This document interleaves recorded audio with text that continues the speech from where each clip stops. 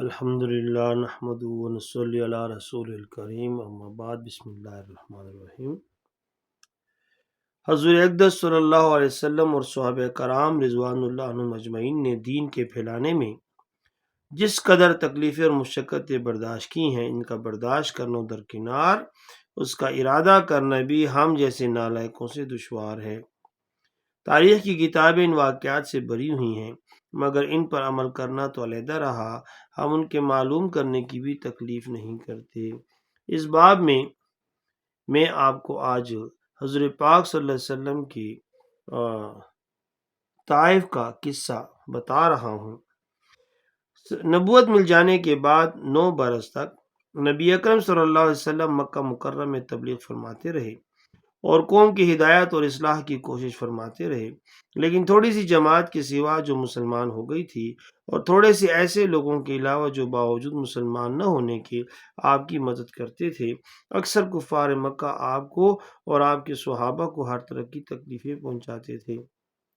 مذاق اڑاتے تھے اور جو ہو سکتا تھا اسے درگزر نہ کرتے تھے۔ حضور صلی اللہ علیہ وسلم کے چچا ابو طالب بھی انہی نیک دل لوگوں میں سے تھے جو باوجود مسلمان نہ ہونے کے حضور صلی اللہ علیہ وسلم کی ہر قسم کی مدد فرماتے تھے۔ 10ویں سال میں جب ابو طالب کا بھی انتقال ہو گیا تو کافروں کو اور بھی ہر طرح کھلے مہار اسلام سے روکنے اور مسلمانوں کو تکلیف پہنچانے کا موقع ملا۔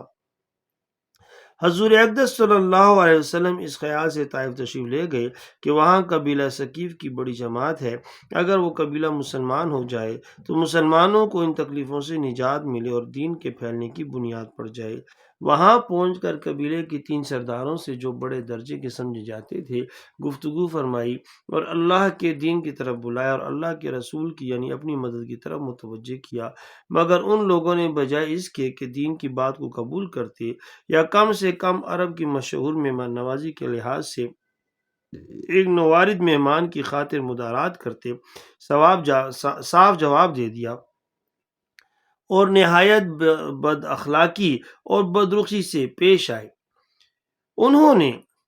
یہ بھی گوارا نہ کیا کہ آپ صلی اللہ علیہ وسلم یہاں قیام فرما لیں۔ جن لوگوں کو سردار سمجھ کر بات کی تھی کہ وہ شریف لوگ ہوں گے اور مہذب گفتگو کریں گے، ان میں سے ایک شخص بولا کہ اوہو، آپ ہی کو اللہ نے نبی بنا کر بھیجا ہے۔ دوسرا بولا کہ اللہ کو تمہارے سوا کوئی اور ملتا ہی نہیں تھا جس کو رسول بنا کر بھیجتے۔ تیسرے نے کہا کہ میں تجھ سے بات کرنا نہیں چاہتا، اس لیے کہ اگر تو واقعی نبی ہے جیسا کہ دعویٰ ہے تو تیری بات سے انکار کر دینا مصیبت سے خالی نہیں، اور اگر جھوٹ ہے تو میں ایسے شخص سے بات کرنا نہیں چاہتا۔ اس کے بعد ان لوگوں سے نا امید ہو کر حضور اکرم صلی اللہ علیہ وسلم نے اور لوگوں سے بات کرنے کا ارادہ فرمایا کہ آپ صلی اللہ علیہ وآلہ وسلم تو ہمت اور استقلال کے پہاڑ تھے، مگر کسی نے بھی قبول نہ کیا، بلکہ بجائے قبول کرنے کے حضور صلی اللہ علیہ وآلہ وسلم سے کہا کہ ہمارے شہر سے فوراً نکل جاؤ اور جہاں تمہاری چاہت کی جگہ ہو وہاں چلے جاؤ۔ حضور اکرم صلی اللہ علیہ وسلم جب ان سے بالکل مایوس ہو کر واپس ہونے لگے تو ان لوگوں نے شہر کے لڑکوں کو آپ کے پیچھے لگا دیا کہ آپ صلی اللہ علیہ وسلم کا مذاق اڑائیں۔ میں قربان جاؤں اپنے نبی کی، تالیاں پیٹیں، پتھر ماریں، حتیٰ کہ آپ صلی اللہ علیہ وسلم کے دونوں جوتے خون کے جاری ہونے سے رنگین ہو گئے۔ حضور اقدس صلی اللہ علیہ وسلم اسی حالت میں واپس ہوئے۔ جب راستے میں ایک جگہ ان شریروں سے اطمینان ہوا تو حضور صلی اللہ علیہ وسلم نے یہ دعا مانگی: اللہم الیک اشکو ضعف قوتی وقلت حیلتی وہوانی علی الناس، یا ارحم الراحمین انت رب المستضعفین وانت ربی لا من تکلنی لا بعید یتجہمنی ام الى عدو ملکتہ امری ان لم یکن بکا علی غضب فلا ابالی ولکن عافیتک ہیا اوسع لی اعوذ بنور وجہک الذی اشرقت لہ الظلمات وصلح علیہ امر الدنیا والآخرۃ من ان تنزل بی غضبک او یحل علی سخطک لک العتبی حتی ترضی ولا حول ولا قوة الا بک کذا فی سیرت ابن ہشام قلت واختلف روایت فی الفاظ دعائے کما فی قرۃ العین۔ اچھا جی، اس دعا کا ترجمہ کچھ اس طرح ہے: اے اللہ تجھی سے شکایت کرتا ہوں میں اپنی کمزوری اور بے کسی کی اور لوگوں میں ذلت اور رسوائی کی۔ اے ارحم الراحمین تو ہی ضعفاء کا رب ہے اور تو ہی میرا پروردگار ہے۔ تو مجھے کس کے حوالے کرتا ہے؟ کسی اجنبی بیگانے کے جو مجھے دیکھ کر تو شروع ہوتا ہے اور منہ چڑھاتا ہے، یا کہ کسی دشمن کے جس کو تو نے مجھ پر قابو دے دیا۔ اے اللہ اگر تو مجھ سے ناراض نہیں ہے تو مجھے کسی کی بھی پرواہ نہیں ہے، تیری حفاظت مجھے کافی ہے۔ میں تیرے چہرے کے اس نور کے طفیل جس سے تمام اندھیریاں روشن ہو گئیں اور جس سے دنیا اور آخرت کے سارے کام درست ہو جاتے ہیں، اس بات سے پناہ مانگتا ہوں کہ مجھ پر تیرا غصہ ہو یا تو مجھ سے ناراض ہو۔ تیری ناراضگی کا اس وقت تک دور کرنا ضروری ہے جب تک تو راضی نہ ہو۔ نہ تیرے سوا کوئی طاقت ہے نہ قوت۔ مالک الملک کی شان قہاری کو اس پر جوش آ نہیں تھا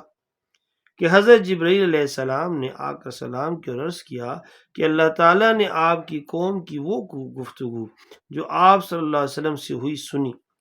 اور ان کے جوابات سنے، اور ایک فرشتے کو جس کے متعلق پہاڑوں کی خدمت ہے آپ کے پاس بھیجا ہے کہ آپ جو چاہیں اس کو حکم دیں۔ اس کے بعد اس فرشتے نے سلام کی اور عرض کیا کہ جو ارشاد ہو میں اس کی تعمیل کروں۔ اگر ارشاد ہو تو دونوں جانب کے پہاڑوں کو ملا دو جس سے یہ سب درمیان میں کچل جائیں، یا اور جو سزا آپ صلی اللہ علیہ وآلہ وسلم تجویز فرمائیں۔ حضور اکرم صلی اللہ علیہ وسلم کی رحیم و کریم ذات نے جواب دیا کہ میں اللہ سے اس کی امید رکھتا ہوں کہ اگر یہ مسلمان نہیں ہوئے تو ان کی اولاد میں سے ایسے لوگ پیدا ہوں گے جو اللہ کی پرستش کریں گے اور اس کی عبادت کریں گے۔ یعنی اندازہ کریں ہمارے پیارے نبی صلی اللہ علیہ وسلم کے اخلاق تو دیکھیں ذرا، یہ اس کریم ذات کے اخلاق ہیں جس کے ہم لوگ نام لیوا ہیں۔ ہم ذرا سی تکلیف سے کسی کی معمولی سی گالی دے دینے سے ایسے بھڑک اٹھتے ہیں کہ پھر عمر بھر اس کا بدلہ نہیں اترتا، ظلم پر ظلم اس پر کرتے رہتے ہیں اور دعویٰ کرتے ہیں اپنے محمدی ہونے کا، نبی صلی اللہ علیہ وسلم کے پیرو بننے کا۔ نبی کریم صلی اللہ علیہ وسلم اتنی سخت تکلیف اور برداشت اٹھانے کے اور مشقت اٹھانے کے باوجود نہ بددعا فرماتے ہیں نہ کوئی بدلہ لیتے ہیں۔ اللہ تعالیٰ مجھے اور حضور پاک صلی اللہ علیہ وسلم کی ساری امت کو حضور پاک صلی اللہ علیہ وسلم کی صحیح اتباع کرنے کی توفیق عطا فرمائے۔ حاضر المرام، جزاک اللہ خیرہ۔